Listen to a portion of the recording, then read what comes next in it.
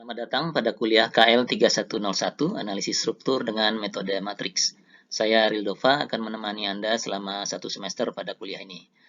Pada segmen pertama ini, saya akan menjelaskan secara singkat mengenai kuliah ini, capaian yang diharapkan, referensi yang akan digunakan, serta topik-topik yang akan kita bahas selama satu semester ke depan. Sebagian besar waktu akan kita habiskan untuk membahas metode analisis struktur statis tak tentu. Hampir seluruh struktur yang akan Anda hadapi nanti setelah lulus akan berupa struktur statis tak tentu, dan kuliah ini merupakan kuliah terakhir untuk mempersiapkan Anda dalam menganalisis struktur-struktur tersebut.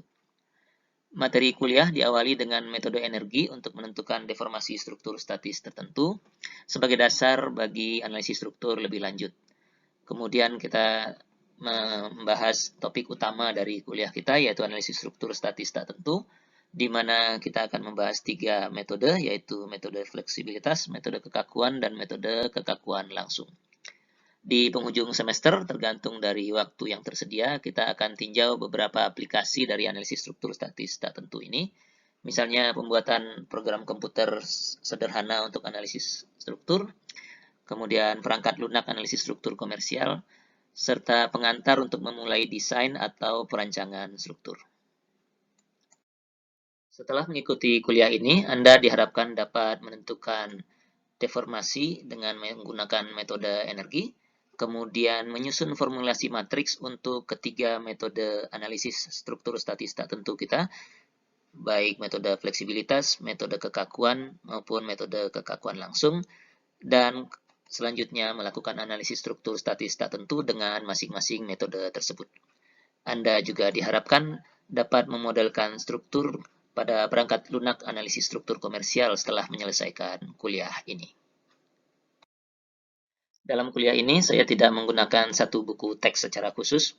Buku-buku yang berjudul analisis struktur atau structural analysis yang memuat topik-topik yang kita bahas dapat dijadikan referensi.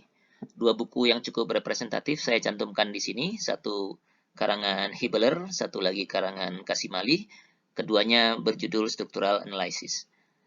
Saya cantumkan edisi terakhir dari masing-masing buku di sini, namun apabila Anda mendapatkan edisi sebelumnya pun masih bisa dijadikan referensi. 3 komponen penilaian digunakan dalam kuliah ini. Pertama, PR tugas atau kuis mingguan, kemudian 2 atau 3 ujian tengah semester yang sifatnya parsial, serta ujian akhir semester yang sifatnya komprehensif. Bobot penilaian biasanya meningkat dari PR ke UTS ke UAS, misalnya 25% PR tugas atau kuis, kemudian 35% ujian tengah semester, dan 40% ujian akhir semester. Demikian sedikit pendahuluan untuk kelas analisis struktur ini. Pada segmen berikutnya kita akan mulai membahas materi perkuliahan kita. Sampai bertemu pada segmen berikutnya.